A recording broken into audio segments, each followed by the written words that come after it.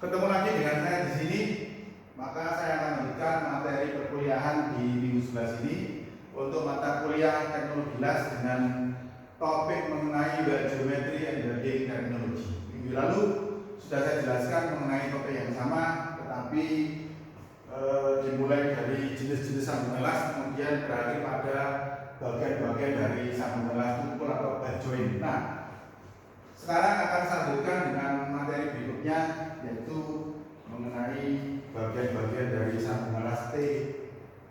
Sebelumnya, bahwa untuk perkuliahan dengan topik ini, maka saya menggunakan acuan yaitu AWS A3.0 Standard Building Terms and Definition, sama seperti yang saya gunakan untuk minggu yang lalu. Nah, di sini ada gambar yang menjelaskan bagian-bagian mengenai sambungan atau las filet. Nah, jadi apabila ada dua buah material disambung T seperti ini, material A dan material B, maka dalam hal ini material A disambung atau dilas dengan material B. Jadi bukan material B dilas dengan A, tapi A dilas dengan B.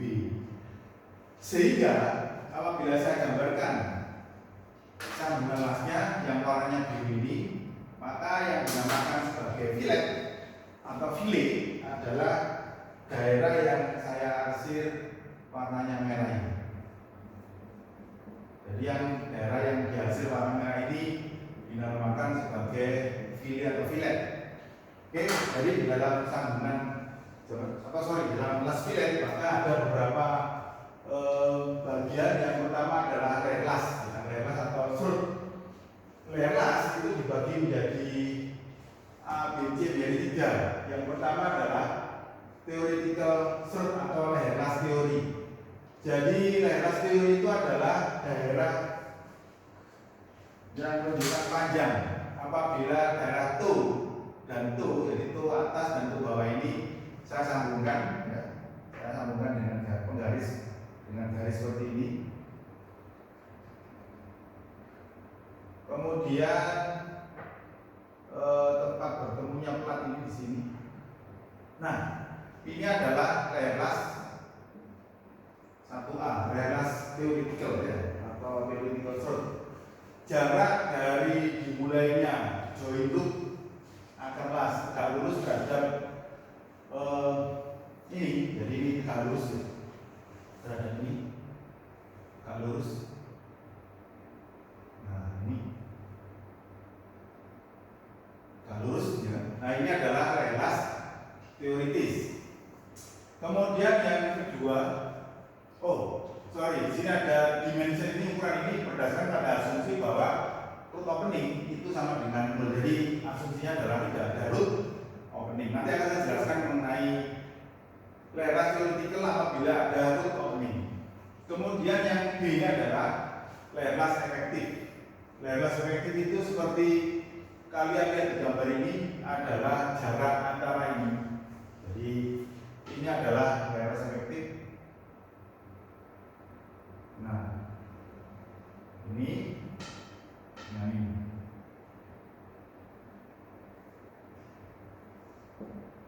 Ini 1B. Jadi dimulai dari sini, ya, ke garis ini. Itu namanya adalah layer las efektif atau efektif. Terus, jarak minimum tanpa konveksiti, kecembungan, ya. Jadi antara root dan face dari las filet. Kemudian ada sambungan lagi, ada layer las aktual. Jarak terpendek antara root dan face pada filet itu yang C. Nah, ini adalah jarak antara permukaan atas ini. Kalau saya gambarkan sini, ini dengan daerah rootnya.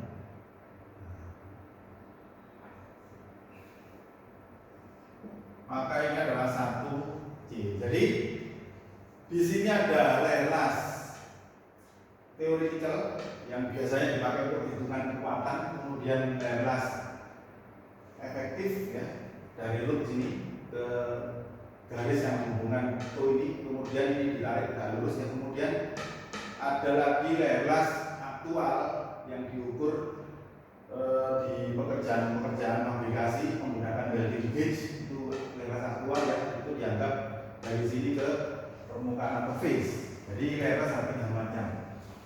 Kemudian saya sebelum ke nomor 2, maka saya jelaskan yang namanya lelas mengacu pada gambar yang ada di AWS A3.0 tadi.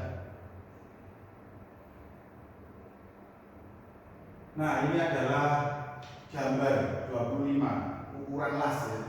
Jadi di sini kalian bisa melihat bahwa untuk melas filet ya, T ya, sambungan T yang ada filetnya, maka lelas efektif itu adalah jarak dari tuh ditarik garis lurus kemudian ke akar lasnya ini lelas efektif ya. Kemudian lelas teoretikal itu dari sambungan pelan ini, kalau nggak ada gapnya ya, tidak ada gap, tidak ada opening dari sini ke sini, namanya lelas teoretikal. Sedangkan aktual adalah jarak dari permukaan ke daerah arut ini.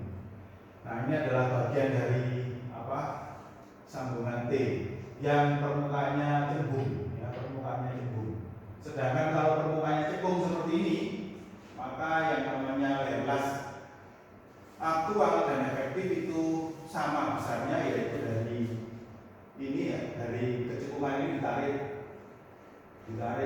garis yang sejajar dengan garis yang dibikin atau ditarik dari toe ke toe. Jadi pertama tarik garis dari toe ke toe, ke atas dan ke bawah, yang garis untuk sini, lalu ambil bikin garis lagi yang sejajar dengan garis yang ini.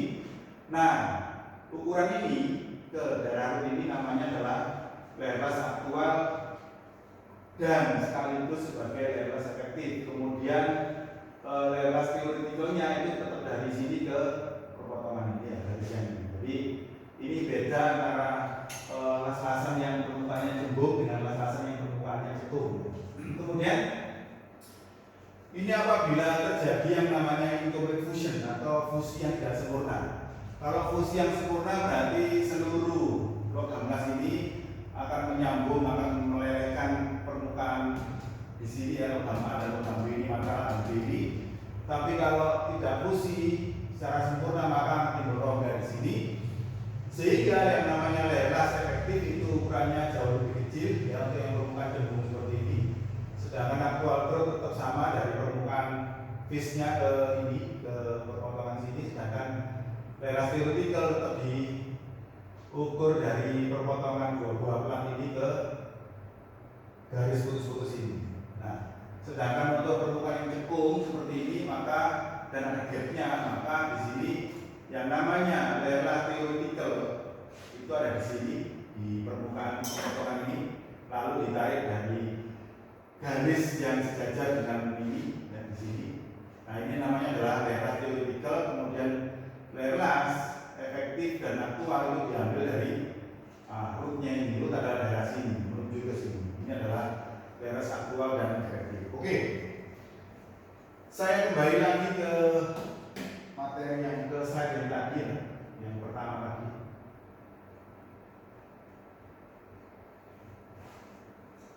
Ke slide pertama tadi. Nah, ini kemudian nomor 2 adalah root ya.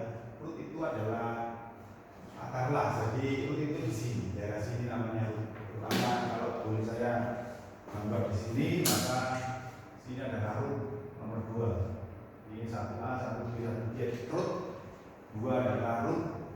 Titik ya, titik-titik yang diperhatikan di penama lintang, di mana permukaan root berpotongan dengan permukaan bismetal. Ya, permukaan root berpotongan dengan bismetal. Ini adalah root ya. Jadi root nomor 2.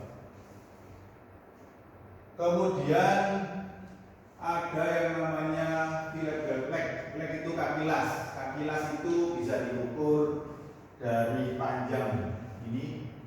Kaki las vertikal dari sini ke sini. Ini leg yang vertikal. Kemudian yang horizontal adalah diukur dari sini ke sini ya. Ini adalah leg length yang horizontal. Jadi leg length ada dua, ada leg length horizontal dari permukaan plat ini ya, dari sini ke toe ya. Kemudian leg length yang vertikal dari permukaan plat ini ke toe yang atas ya. Jadi itu ada dua, toe bawah sama toe atas. Jarak dari permukaan plat bawah ke toe atas namanya leg length vertikal. Jarak dari permukaan plat yang atas ini, permukaan vertikal ini ke toe yang bawah namanya adalah leg length horizontal. Kemudian ada lagi yang namanya toe tadi sudah saya sebutkan ya, toe ada dua di sini, perpotongan antara gambar dengan dismental, kaki las di sini ya, toe ya, toe. Leg length itu panjang kaki las. Kemudian weld face itu permukaan las di weld face ini. Jadi toe saya gambarkan di sini, toe nomor 3. Kemudian weld face toe nomor 4 sini, toe nomor 4. Kemudian yang nomor 3 tadi fillet belt, jadi nomor 3. Ini juga nomor 3 karena leg length ada dua macam, ada leg length horizontal sama vertikal. Kemudian weld face itu yang nomor 5. Nomor 5 itu yang ini, nomor 5. Kemudian ada lagi kedalaman penembusan depth of fusion. Depth of fusion itu bisa ditentukan secara nama melintang dari sini. Nah ini namanya kedalaman penembusan.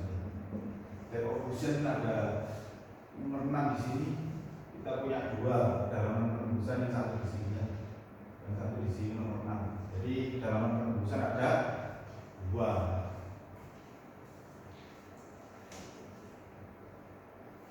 Kemudian berikutnya ada ukuran las. Nah, kalau pada sambungan las fillet yang ada permukaan cembungnya ini, maka leg length sama dengan size. Leg length sama dengan size di sini ya.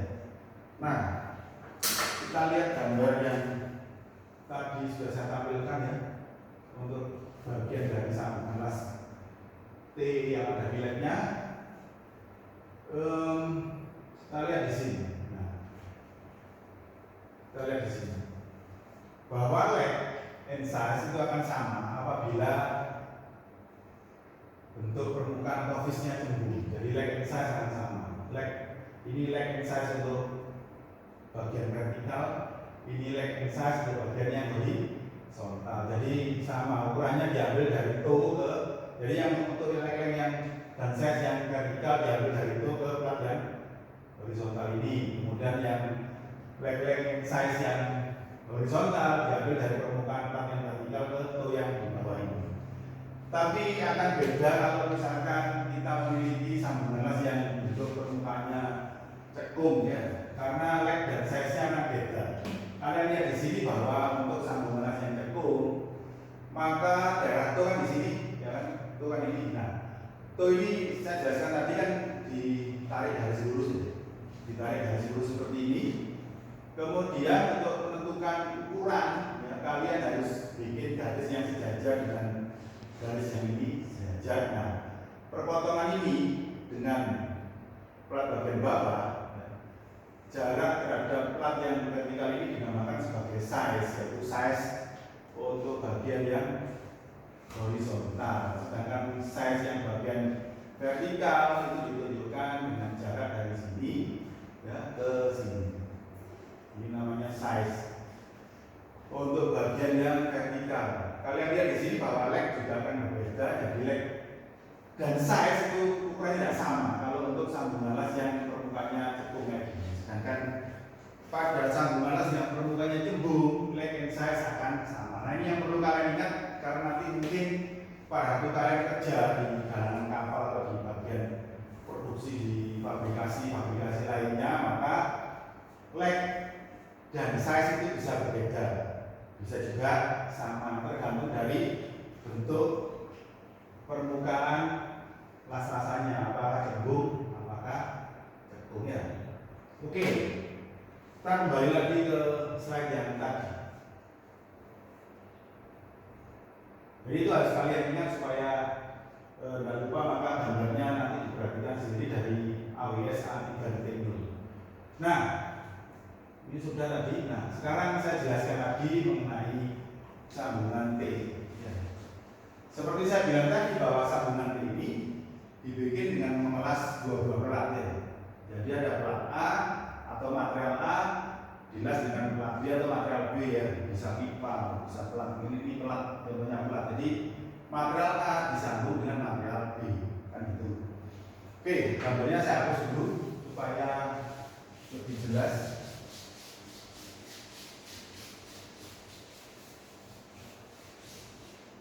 Lalu saya gambar lagi. Jadi saya punya dua buah material yaitu pelat A dan pelat B. Pelat A dan pelat B. A dan B. Ini saya bikin panjang aja. Oke, sorry. Nah, ini plat B. Lalu sambungan lasnya saya gambar di sini aja ya. Nah, begini. Nah. Jadi sekarang saya punya dua buah plat ya. Plat A dilaskan disambungkan dengan plat B. Nah, di sini ada istilah yang namanya lerlas ketebalan lerlas desain nominal desain ya. Nominal desain thickness tebal atau panjang lerlas desain nominal. Nah, lerlas desain ini dipakai untuk desain untuk menentukan kekuatan. Nah, lalu ada lerlas efektif, efektif desain thickness atau kedalaman penembusan dari pas plate dari sini efektif. Nah, yang dipakai untuk desain adalah sambungan apa? Adalah lerlas yang nominal itu yang A. Berarti yang A itu adalah jarak dari sini, nah sini kan, dari itu ke nah begini, dari itu ke begini. Nah kemudian ini adalah garis yang ditarik tegak lurus terhadap ini. Nah, dan lurus. Nah ini adalah yang namanya A atau nominal design thickness. Secara teoritis ya, kalau kita memiliki dua buah plat yang bilas kayak gini atau T ini ya, sambungan T yang ada biletnya ini, maka panjang leg itu harus sama dengan tebal plat A. Leg should equal perimeter thickness. Jadi leg itu saya beri warna hijau. Leg di sini ada leg vertikal sama ada leg horizontal. Nah, leg itu ya, leg itu harus sama dengan tebal material A. Jadi ini adalah tebal material AT A. Bukan TB gitu ya. Karena apa? Kita mengelas atau menyambung plat A dengan plat B, makanya panjang kaki las ini ya kan. Secara teoritis ini dan ini harus sama dengan tebal dari A. Oleh karena itu yang namanya ini desain lerlas desain itu kan ini segitiga sama kaki ya. Leg horizontal dan leg vertikal itu kan sama panjangnya, sehingga A itu bisa ditulis sebagai A sama dengan 0,707 kali leg atau sama dengan 0,7 sederhanakan itu ya kali A tebal. Nah, ini adalah acuan yang digunakan dalam melakukan pemeriksaan atau melakukan desain dari sambungan las T, di mana leg itu harus sama dengan tebal material yang disambung. Contoh di sini, jika leg dari suatu sambungan yang cembung itu adalah 10 mm, jadi leg-legnya 10 mm ini, maka A adalah 10 kali 0,707 ya, sama dengan ya, dibulatkan jadi 7 mm. Itu yang harus kalian perhatikan pada waktu mendesain sambungan T atau pada waktu melakukan pemeriksaan pada sambungan T bahwa leg itu harus sama ya antara leg horizontal dan leg vertikal seperti itu ya. Nah, ini adalah jenis-jenis permukaan atau face dari sambungan las. Yang ada filletnya, meter itu adalah apabila permukaan ini rata atau lurus begini ya, namanya meter. Apabila permukaan cembung namanya convex, apabila cekung namanya adalah concave. Nah, bentuk concave ini ya itu biasanya digunakan untuk sambungan-sambungan yang dipakai menahan beban fatigue atau beban berulang. Kenapa seperti itu? Nah, karena sambungan-sambungan dengan permukaan berbentuk cekung tadi itu bisa mengalirkan beban dengan baik. Kalau saya gambar di sini, sambungannya di sini.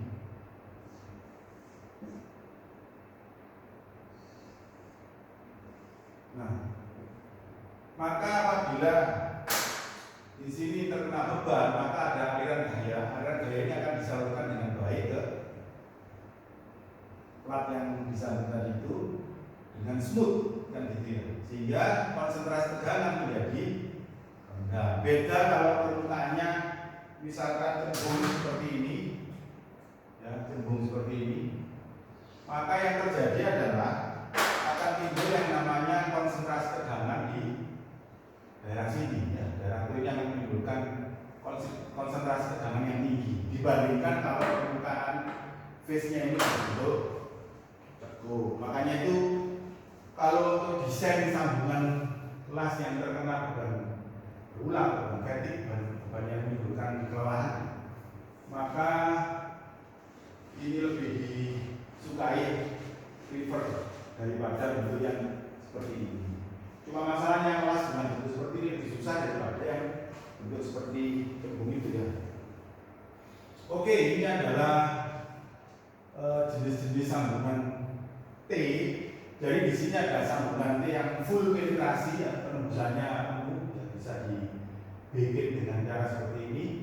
Jadi begini, sambungan T itu ada yang pakai fillet, ada yang nggak pakai fillet. Jadi fillet itu adalah bagian yang tadi saya arsir di bagian dari segitiga atau bagian yang saya arsir.